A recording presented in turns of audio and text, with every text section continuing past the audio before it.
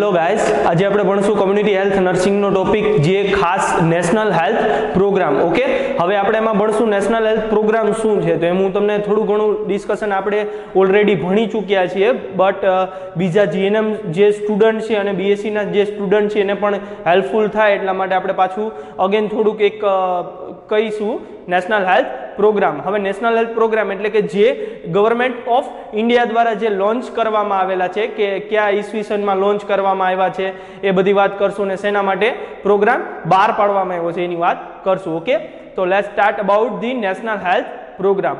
હવે એમાં પેલું આવશે acute respiratory disease control programme. Acute respiratory disease control programme launch by 1990 માં. ક્યારે થયો? તો કે 1990 માં. હવે રેસ્પિરેટરી પ્રોગ્રામ તો કે acute respiratory disease control programme શા માટે બહાર પાડવામાં આવ્યો? તો કે જે રેસ્પિરેટરી ડિસીઝ હતા, જેવા કે ન્યુમોનિયા છે, અસ્થમા છે, સીઓપીડી છે, ઓકે, એમ્પાઇસીમા છે, પછી ટીબી છે. ટીબીનો એક પાછો અલગ પ્રોગ્રામ બહાર પાડવામાં આવ્યો, કેમ કે ટીબી એક એવો ડિસીઝ હતો કે જે ઇન્ડિયામાં સૌથી વધારે જેના પેશન્ટ જોવા મળતા હતા, એટલે ટીબીનું આખું એક અલગ નેશનલ પ્રોગ્રામ બહાર પાડવામાં આવ્યો. બટ એ આવે પાછો એક્યુટ રેસ્પિરેટરી ડિસીઝ કંટ્રોલ પ્રોગ્રામમાં જ. ઓકે, તો acute respiratory disease control programme છે એ લોન્ચ ક્યારે થયો? તો કે 1990 માં. શા માટે બહાર પાડવામાં આવ્યો? તો કે ન્યુમોનિયા છે, સીઓપીડી છે, અસ્થમા છે, એમ્પાઇસીમા છે, ટીબી છે, એવા બધા રોગો જે સૌથી વધારે ફેલાતા હતા, જે સૌથી વધારે જોવા મળતા હતા, નોન કમ્યુનિકેબલ ડિસીઝ જે સૌથી વધારે કમ્યુનિટીના એરિયામાં અથવા તો કોઈ પણ એરિયામાં જે જોવા મળતા હતા, એ કમ્યુનિટીના એરિયામાં અને બીજા એરિયામાં ઓછા જોવા મળે, એના ડિસીઝ રેટ જે એને મોર્ટાલિટી અને મોર્બિડિટી રેટ સૌથી વધારે હતો, એનાથી એ ઘટે, ઓછો થાય, એટલા માટે એ બહાર પાડવામાં આવ્યો. પછી આવશે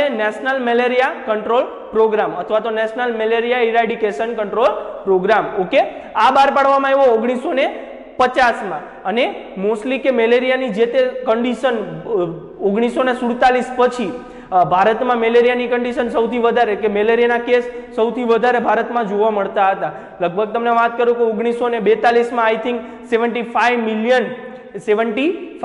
મિલિયન કેસીસ ઇન્ડિયામાં જોવા મળતા હતા, જે ઘટીને આજની તારીખમાં મિનિમમ 10 મિલિયનની આસપાસ આવી ગયા છે. ઓકે, હવે આપણે વાત કરશું કે national leprosy eradication programme. Leprosy eradication programme, leprosy એટલે કે રક્તપિત્ત. ઓકે, એ પહેલાના જમાનામાં રક્તપિત્ત એટલે કે એનો જે પ્રોગ્રામ લોન્ચ કરવામાં આવ્યો 1955 માં. 1955 પછી જે લેપ્રોસી કંટ્રોલ પ્રોગ્રામ એટલે કે જે લેપ્રોસીના કેસ હતા એ કેવા થઈ ગયા? ડિક્રીઝ થઈ ગયા, ઓછા થઈ ગયા. ઓકે, હવે આપણે વાત કરશું national STD control programme. STD control programme એટલે કે સેક્સ્યુઅલી ટ્રાન્સમિટેડ ડિસીઝ. જે સેક્સ્યુઅલી એટલે કે જે ઇન્ટરકોર્સ કે કંઈ પણ સેક્સ્યુઅલી એક્ટિવિટી કરવા ટાઈમે જે તે ટ્રાન્સમિટ થાય છે, જે પાસ આઉટ થાય છે, જે ડિસીઝ સ્પ્રેડ થાય છે. ઓકે, એના થ્રુ જે ફેલાતા જે રોગો હતા એને અટકાવવા માટે ક્યારે પ્રોગ્રામ લોન્ચ કરવામાં આવ્યો? તો કે 1949 માં પ્રોગ્રામ લોન્ચ કરવામાં આવેલો છે. હવે આવશે national programme for a control of blindness. Control of blindness, કે બ્લાઇન્ડનેસનો જે પ્રોગ્રામ હતો, national programme of control of blindness, એ 1976 માં સ્ટાર્ટ કરવામાં આવ્યો. એનું કામ શું હતું? તો કે જે બ્લાઇન્ડ પીપલ છે એ લોકોને શું કરવાનું? તો કે બ્લાઇન્ડ પીપલને કોઈ ડોનર પીપલ જો હોય તો એને શું કરવાનું? તો કે એ આઈ ડોનેટ કરે, જેથી કરીને જે બ્લાઇન્ડ પીપલ છે એ પણ સારી રીતે જોઈ શકે. ઓકે, એ પણ એ બ્લાઇન્ડનેસના જે તે રેશિયો હતો અથવા તો જે તે ડિસીઝ કન્ડિશનને લીધે બ્લાઇન્ડનેસ થતી હતી, કોઈ પણ ડિસીઝ કન્ડિશન હોય એનાથી શું થતું હતું કે પીપલ સૌથી વધારે જે રેટ હતો એ વધતો હતો, એ વધે નહીં એના માટે શું કર્યું? તો કે આ national programme of blindness control programme એ સ્ટાર્ટ કરવામાં આવ્યો. ક્યારે? 1976 માં. પછી આવશે national water and sanitation programme. આપણે વાત કરી હતી વોટર એન્ડ સેનિટેશનમાં કે ભાઈ શું કરવામાં આવ્યું? તો કે એ આ લોન્ચ કરવામાં આવ્યો 1954 માં. શા માટે? તો કે વોટરના લીધે ઘણા બધા ડિસીઝ થતા હોય, તો શું કર્યું? તો કે નેશનલ વોટર એન્ડ સેનિટેશન એટલે કે સારું એવું વોટર, સારું જે પીવાનું પાણી મળી રહે, બધાની જે જરૂરિયાત છે, જે જળ, જે પાણી, જે બધાની જરૂરિયાત છે એ સારું મળી રહે, જેથી કરીને શું થાય? તો કે જેથી કરીને બીજા કોઈ પણ પ્રકારના ડિસીઝ છે એ ડિસીઝ ફેલાય નહીં, બીજાને થાય નહીં, અથવા તો એ ડિસીઝનો રેટ વધે નહીં. એટલા માટે national water and sanitation programme 1954 1995 માં. ઓકે, હવે આવશે નેશનલ ડાયાબિટીસ કંટ્રોલ પ્રોગ્રામ અથવા તો ડાયાબિટીસ ઇરેડિકેશન પ્રોગ્રામ. ઓકે, આ શું કરવામાં આવ્યું હતું કે નેશનલ ડાયાબિટીસ કંટ્રોલ પ્રોગ્રામને નેશનલ હેલ્થ મિશનમાં ઇન્ક્લુડ કરવામાં આવેલો હતો. ઓકે, નેશનલ હેલ્થ મિશનમાં તો કે એમાં બધા આવતા હતા communicable disease, non communicable disease, cancer છે, ડાયાબિટીસ છે, ઓકે, મેલેરિયા છે, આ પણ બધા નેશનલ હેલ્થ મિશનમાં ઇન્ક્લુડ કરવામાં આવતા હતા. હવે નેશનલ ડાયાબિટીસ કંટ્રોલ પ્રોગ્રામની વાત કરીએ તો મિનિમમ હું તમને રેશિયો આપું છું. 1995 માં ડાયાબિટીસના જે તે પેશન્ટ હતા ઇન્ડિયાની અંદર 4% પીપલ ડાયાબિટીસથી સર્વાઈવ કરતા હતા, કે 4% લોકો છે ડાયાબિટીસના સાથે જીવતા હતા. ઓકે, અને એ રેશિયો જે આજની તારીખમાં, આજનું તો 2001ની જે વાત કરું તો 2001માં એ રેશિયો વધીને 12% થઈ ગયો, અને આજની વાત કરું તો 2018માં એ રેશિયો વધીને 18% જેવો થઈ ગયો છે. સમજાણું? એટલે 12 માંથી એ રેશિયો વધ્યો છે ડાયાબિટીસ કંટ્રોલ પ્રોગ્રામ. આજે ડાયાબિટીસ એક પ્રકારનો એક મોટો ડિસીઝ, ટીબીની જેમ એક મોટો ડિસીઝ બની ગયો છે, જે ક્યોર થવાના ચાન્સીસ શું કહેવાય બહુ ઓછા છે. ઓકે, પછી આપણે વાત કરશું નેશનલ કેન્સર કંટ્રોલ પ્રોગ્રામની. એ લોન્ચ કરવામાં આવ્યો હતો 1975માં. ઓકે, 1975માં જે એ લોન્ચ કરવામાં આવ્યો ત્યારે એનો મેઇન હેતુ હતો કે જે કેન્સર ઇરાડિકેશન, કે જેનાથી કેન્સર થાય છે, એટલે કે તમાકુ છે કે પછી કોઈ સિગરેટ છે, ઓકે, જે મેઇન એના કોઝિસ જે છે એનાથી શું કરવામાં આવ્યું હતું કે એને નેશનલ કેન્સર પ્રોગ્રામમાં એને લેવામાં આવ્યો, જેથી કરીને કેન્સરના પ્રમાણ, કેન્સરના જે કેસીસ છે જે વધવાના એ ઓછા થઈ જાય. ઓકે, હવે આપણે એમાં વાત કરશું નેશનલ હેલ્થ પ્રોગ્રામમાં તો કે RNTCP.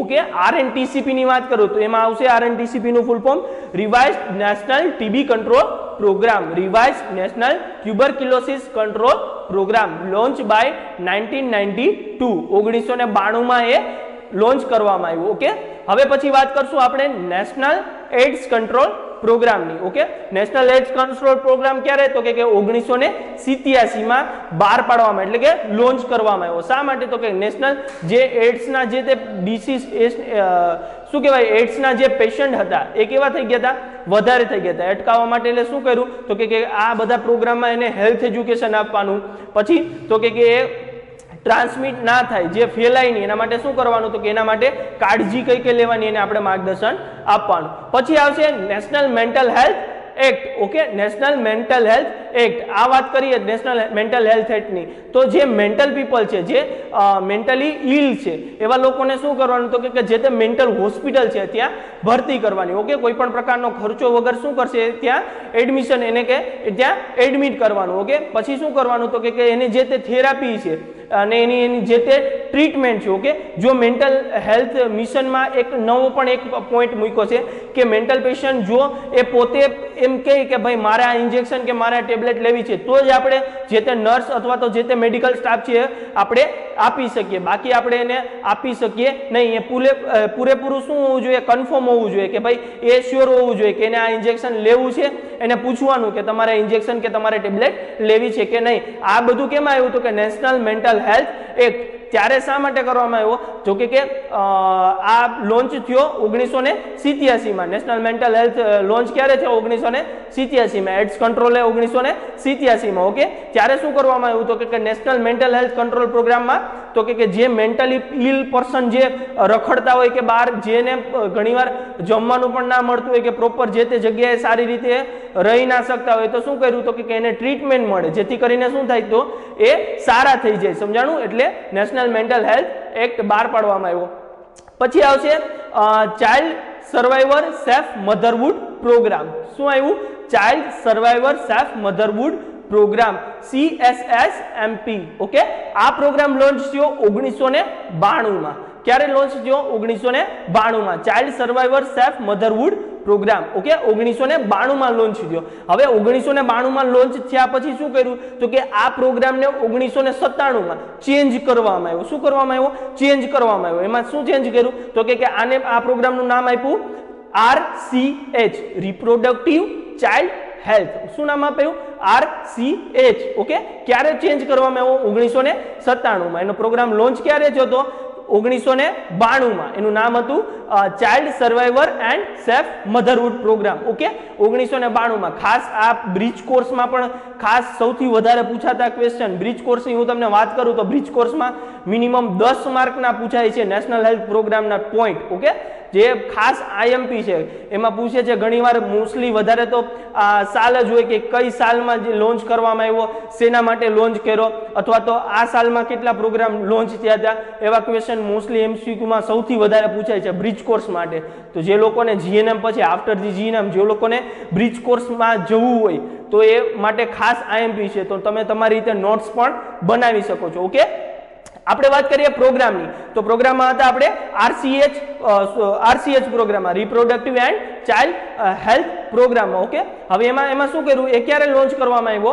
1997 માં. એ પહેલા શું હતું તો કે child survivor safe motherhood programme, એ હતો 1992 માં. હવે પછી આવશે કે national pulse polio immunisation programme અથવા તો national pulse polio eradication programme.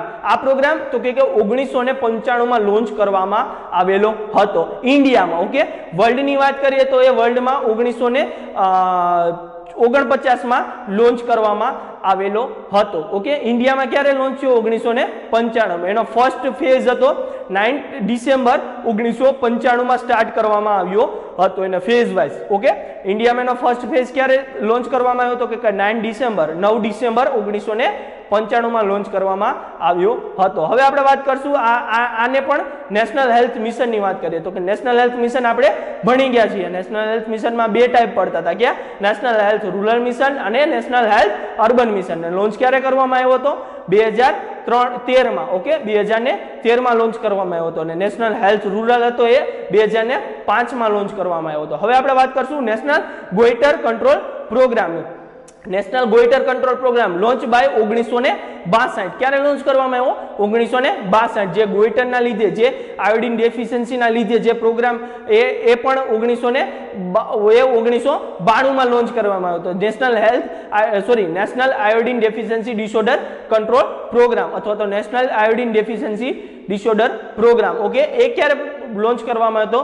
1992 માં. નેશનલ ગોઈટર કંટ્રોલ પ્રોગ્રામ, જે ગોઈટર જે થતું હતું, જે નેશનલ ગોઈટર કંટ્રોલ પ્રોગ્રામ એ આવ્યો હતો 1962 માં. આનો બેનો ગેપ સૌથી વધારે છે. ઓકે, જેથી કરીને ગોઈટરના પેશન્ટ સૌથી વધારે જોવા મળતા હતા, પણ આયોડિન ડેફિશિયન્સી ડિસઓર્ડર જે નેશનલ પ્રોગ્રામ બહાર પાડવામાં આવ્યો પછીથી જે ગોઈટરના, એમાં શું કીધું તો કે નેશનલ આયોડિન ડેફિશિયન્સી ડિસઓર્ડર પ્રોગ્રામમાં કે જે તે કોઈ પણ નાનામાં નાનું કે કોઈ પણ સસ્તામાં સસ્તું જે નમક છે એ કેવું હોવું જોઈએ? આયોડિન યુક્ત હોવું જોઈએ. ઓકે, એ પ્રોગ્રામમાં એ ખાસ માર્ગદર્શન એટલે કે ખાસ એને શું કહેવાય એક હેતુ પ્રમાણે એક લેવામાં આવેલું હતું.